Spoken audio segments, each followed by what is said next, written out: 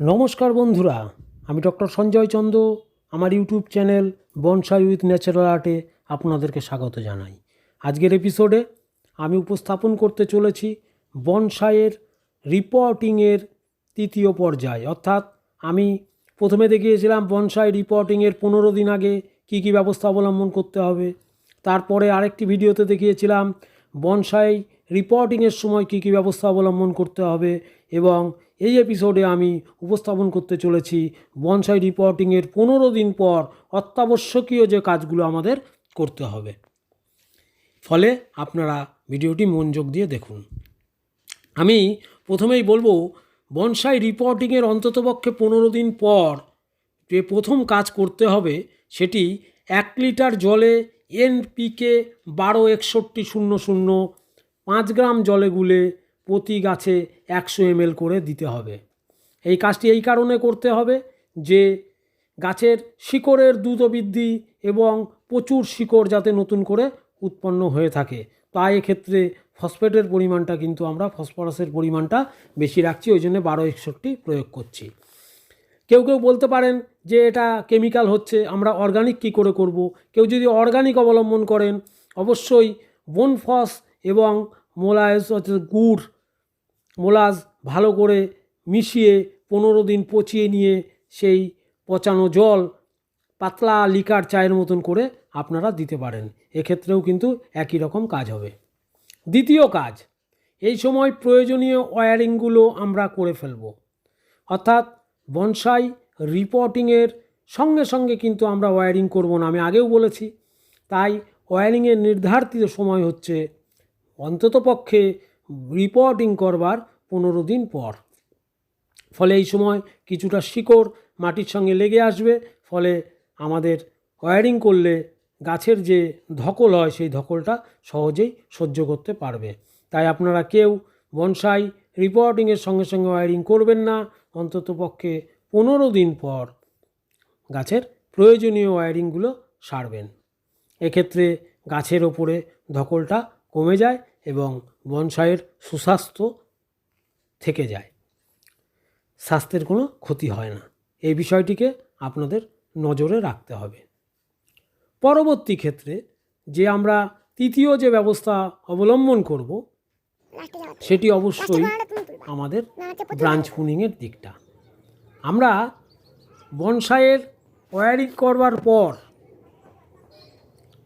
তার পরবর্তী ধাপে আমরা যে গাছগুলিতে ব্রাঞ্চ পুনিংয়ের দরকার আছে সেই গাছগুলিতে আমরা ব্রাঞ্চ পুনিং করব। যে গাছগুলিতে রিপোর্টিংয়ের পরে তার ব্রাঞ্চ পুনিংয়ের দরকার নেই তার ক্ষেত্রে আমরা ওয়্যারিংটা 10-15 দিন পরে করে ফেলব।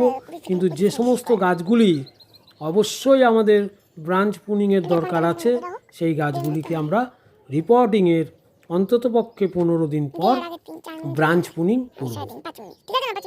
ফলে এই সময় গাছের ক্ষমতা রিপোর্টিংয়ের পরবর্তীতে অনেকটাই বেড়ে যায়, কারণ গাছ নতুন করে শেকড় ছাড়তে শুরু করে এবং তার নতুন নতুন শাখা পোশাখা যাতে সহজে বৃদ্ধি পায়, ফলে গাছটি অনেক বেশি এনার্জেটিক হয়েই কিন্তু নতুন শাখা পোশাকার জন্ম দিতে পারবে। তাই আমরা সঙ্গে সঙ্গে ব্রাঞ্চ পুনিং না করে একটু সময় নিয়ে 2 সপ্তাহ সময় নিয়ে 15 দিন সময় নিয়ে যদি আমরা ব্রাঞ্চ পুনিং করি তাহলে গাছটি সুন্দরভাবে নতুন শাখা পোশাকার জন্ম দেবে এবং সেক্ষেত্রে আমরা অনেক বেশি শাখা পোশাকা পেয়ে থাকব। ফলে বনসাইটিকে সজ্জা দিতে আমাদের কোনো রকম অসুবিধে হবে না। ব্রাঞ্চ পুনিংয়ের পরবর্তীতে আমরা কি করব, যে সমস্ত প্রুন করা ডালগুলোর অগ্রভাগ কাটা অবস্থায় রয়েছে সেক্ষেত্রে আমরা ফাঙ্গিসাইড পাউডার জলে পেস্ট তৈরি করে আমরা প্রত্যেকটা শাখা কাটা শাখার অগ্রভাগে ভালো করে সেই পেস্ট আমরা লাগিয়ে দেব। ফলে কোনো রকম সেই কাটা শাখার অগ্রভাগে কিন্তু ফাঙ্গাস অ্যাটাক করতে পারবে না। এবং তার সঙ্গে সঙ্গে ওই সমস্ত অংশ দিয়ে যে শাখাগুলি বেরোবে সেগুলি সুস্বাস্থ্যবান অবস্থায় বেরোবে।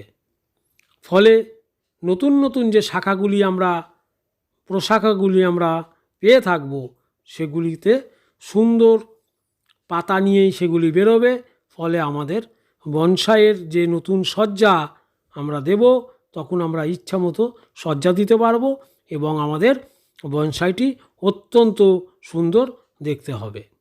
ফলে আপনারা প্রত্যেকেই এই ব্রাঞ্চ প্রুন করবার পর যে কোনো ফাঙ্গিসাইড পাউডার জলে পেস্ট বানিয়ে ভালো করে শাখা কাণ্ডগুলির অগ্রভাগে দিয়ে দেবেন। ফলে সেখানে আর ফাঙ্গাস অ্যাটাক করবার কোনো চান্স থাকবে না। পরবর্তীতে আমরা কি করব? পরবর্তীতে 4 নম্বরে আমরা কাজ করব অ্যান্টিফাঞ্জাল পাউডার। যে কোনো অ্যান্টিফাঞ্জাল পাউডার আমরা নিতে পারি।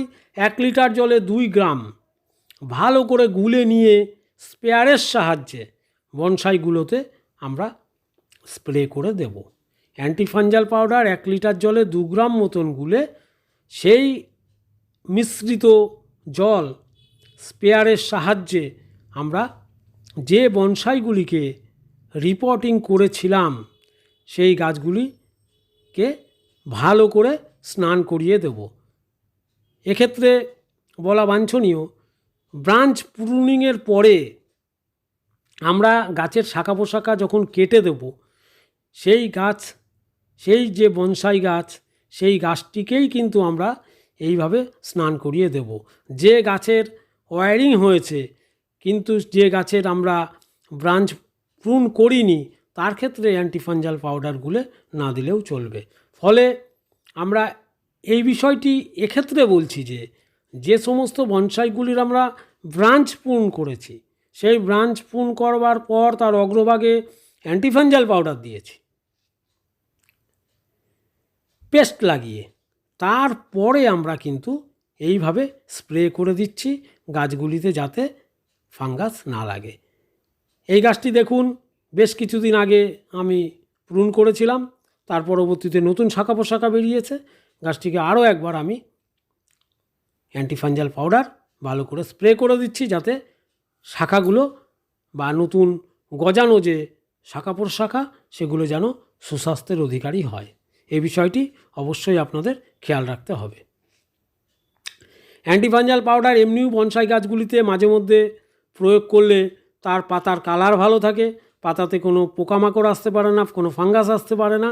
এবং এই অ্যান্টিফাঞ্জাল পাউডারের জলগুলো ড্রপ করে করে যখন মাটির গোড়ায় পড়ে, বনসাইয়ের গোড়ায় পড়ে, তখন কিন্তু মাটির শোধনও সামান্য পরিমাণ হয়ে থাকে। আপনারা এই বিষয়টিকে অবশ্যই নজরে রাখবেন। পরবর্তীতে আমরা একদম শেষ পর্যায়ে বলতে পারি, অ্যান্টিফাঞ্জাল পাউডার গুলে স্প্রে করবার অন্ততপক্ষে 4 থেকে 5 দিন পর, অন্ততপক্ষে ফাঙ্গিসাইড স্প্রে করার 4 থেকে 5 দিন পর বায়োভিটা এক্স মাইক্রোনিউট্রিয়েন্টস 1 লিটার জলে 2 থেকে 3 ml গুলে ভালো করে আমরা বনসাইয়ের গোড়ায় দেব এবং গাছে ভালো করে স্প্রে করে দেব। এক্ষেত্রে বনসাইয়ের গোড়াতেও আমরা দেব এবং ফলিয়ে স্প্রে করব। তার মানে গাছের গোড়াতেও দেবো, তার মাটিতে অনুখাদ্যের ঘাটতি থাকলে সেই ঘাটতি পূরণ হয়ে যাবে এবং স্প্রে করে গাছটিকে ভালো করে ভিজিয়ে দেবো। এক্ষেত্রে কিন্তু ফাঙ্গিসাইড স্প্রে করার অন্ততপক্ষে 4 থেকে 5 দিন পর এই কাজটি করতে হবে। পরপর 1 দিন 2 দিন করলেই হবে না। ফাঙ্গিসাইড ক্রিয়া করবে গাছের শরীরে, অন্তত 4-5 দিন ক্রিয়া করবার পর তারপর আমরা এই বায়োভিটা এক্স মাইক্রোনিউট্রিয়েন্ট আমরা ফলিয়ে স্প্রে করব এবং গাছের গোড়ায় ভালো করে দিয়ে দেবো। এর ফলে গাছের মাইক্রোনিউট্রিয়েন্টের ঘাটতি আর হবে না এবং গাছের সুস্বাস্থ্য বজায় থাকবে। আমরা এক্ষেত্রে কেন এটা প্রয়োগ করছি? যেহেতু বনসাইকে আমরা নতুনভাবে প্রতিস্থাপিত করেছিলাম, তার শাখাকাণ্ডগুলো কাটা হয়েছিল, তাতে নতুন নতুন যে ডালপালা বা শাখা পোশাখার জন্ম নিয়েছিল সেগুলো যাতে সুন্দরভাবে বেরোয়, নতুন নতুন প্রচুর শাখা পোশাখা সৃষ্টি হয়, যাতে আমাদের বনসাইয়ের সজ্জা দিতে সুবিধা হয়। এই জন্যই কিন্তু আমরা একই সঙ্গে ফলিয়ার স্প্রেও করব এবং মাটিতে সেই গোলা জল দিয়ে দেবো। আপনারা প্রত্যেকটি পয়েন্টকে নজর রেখে বনসাইয়ের রিপোর্টিংয়ের পরে এই কাজগুলোকে সেরে ফেলবেন। বনসাই রিপোর্টিংয়ের যে 3টে আমি এপিসোড ছেড়েছি, যে বনসাই রিপোর্টিং করার আগে 15 দিন আগের পর্যায়, বনসাই রিপোর্টিংয়ে কী কী পর্যায় এবং বনসাইয়ের রিপোর্টিংয়ের পরবর্তী পর্যায়ে আমি আলোচনা করলাম। 3টি ভিডিওই আপনারা দেখে নিলে রিপোর্টিংয়ে কোনো সমস্যা থাকবে না। আপনাদেরকে অসংখ্য ধন্যবাদ জানিয়ে এখানেই শেষ করছি। নমস্কার।